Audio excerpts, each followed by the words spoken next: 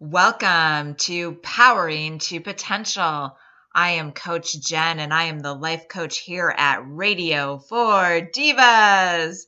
Thank you for joining me. I am super excited for today's discussion on dating post divorce.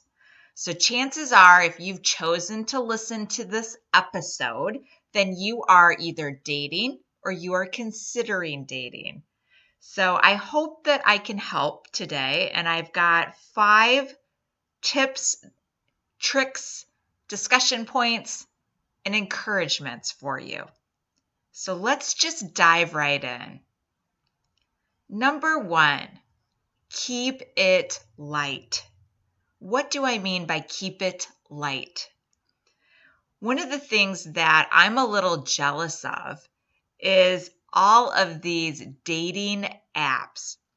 So back when I was dating on the journey to find my love, I did use Match.com and eHarmony, but these apps, the Tinder and the Bumble, they weren't out yet. So I do a lot of coaching around dating, and I spend a lot of time with family and friends who are dating with these apps. And I'm just thinking I would have had a blast with it because I learned in my dating life that you have to keep it light. And these apps are perfect for that. What's your favorite candy bar? What's your favorite color? Did you play a sport in high school? Those kind of questions. Keep it light. Have fun. Joke. Tease. Flirt. Flirting is an art. It's fun. It is made for us to feel good. People put a lot of pressure on flirting, right? But flirting is what we do when a puppy is in the room and we want to get that puppy's attention and we want to cuddle and snuggle. And so we smile and we talk baby talk to it, and don't talk baby talk to your dates. But you know what I mean. Flirting is a natural emotion for all of us, and it's not sexual. Of course it can be, but it doesn't have to be, and it should not be at first. At first, keep it light, fun. I used to go on dates, and if I didn't know the gentleman, I just had met him online or one of our friends had set us up. I would sit down at the table and I would say, okay, let's get this out of the way right at the beginning. And most of the time they would look nervous. Occasionally somebody would know what I was up to. And I would say, okay, what are your top 3 favorite movies? Go. And it set the tone for the date to be fun, to be light.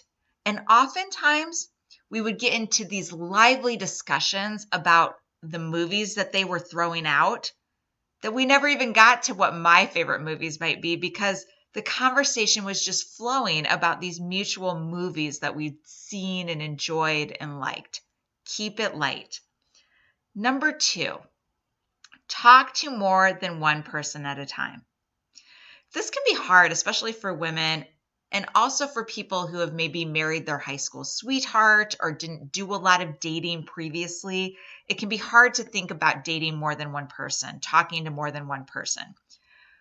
If you go on a date and it goes well, that's great, but you are not in a relationship with them yet. You have gone on one date with them. Why I think it's important to keep talking to other people is that when we've had a great date and somebody doesn't call us right away or text us right away, our human monkey brain goes into overdrive and we start obsessing about that person. And that can sometimes be disastrous. We've all seen those romantic comedies where one of the people starts obsessing about the other and it turns into craziness. I don't want your dating life to turn into craziness. So continuing to communicate, flirt, talk to, and date other people helps you stay in perspective of, I'm dating. I've had a really great date. I think it could possibly turn into a relationship. I'm not there yet. Right now, I'm just dating. Number 3, ladies, give attraction a chance. This works for the men too, but I'm speaking a little bit more towards women. Most of this advice works for men as well, for our male listeners. But give attraction a chance. These apps, they don't always make that easy. Sometimes people are using old photos. You get to a date, they don't even look like what their photo was. Sometimes they're using inappropriate photos. I get it.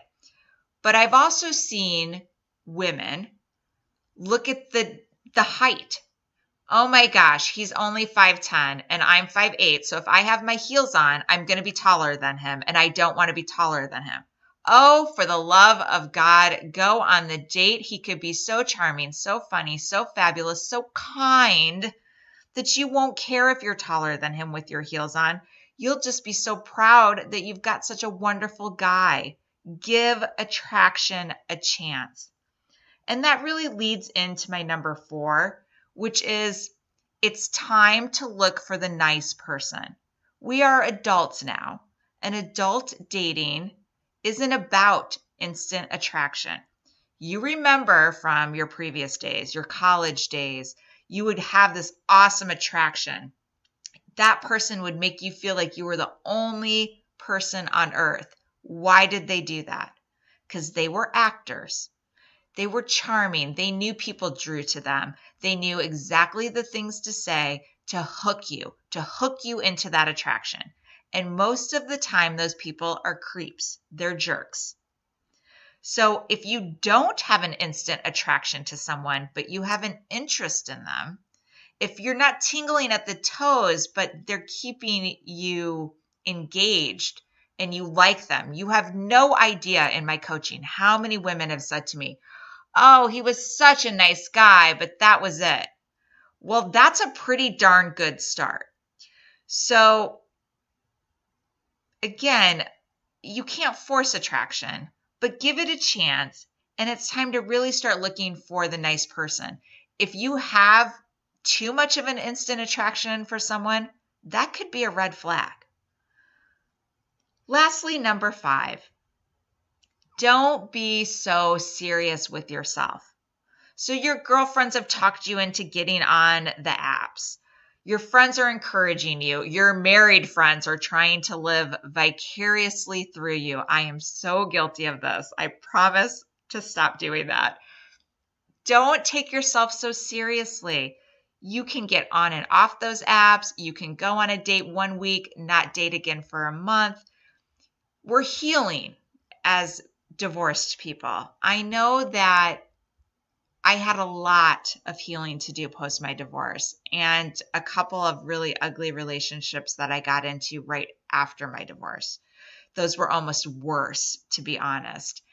And once I finally got to a point of healing and I was truly dating other adults, I was an adult showing up to the date, dating other adults, every one of those men I am still friends with today. I adore them. They were wonderful. The relationships, while all of which under a year, but significant, important, beautiful memories.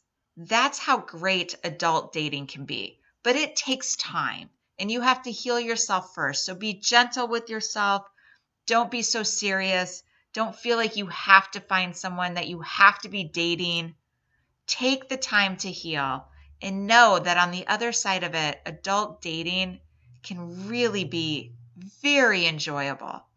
If you have any questions, if you want to work with me on dating, you can always find me. If you've got a great dating story that I can share with other clients anonymously, of course, I love it. I am at Winley Works, Windley, Winley Works, winleyworks.com, Winley Works on Facebook, Instagram, Twitter. And in the meantime, stay tuned for our next episode of Powering to Potential.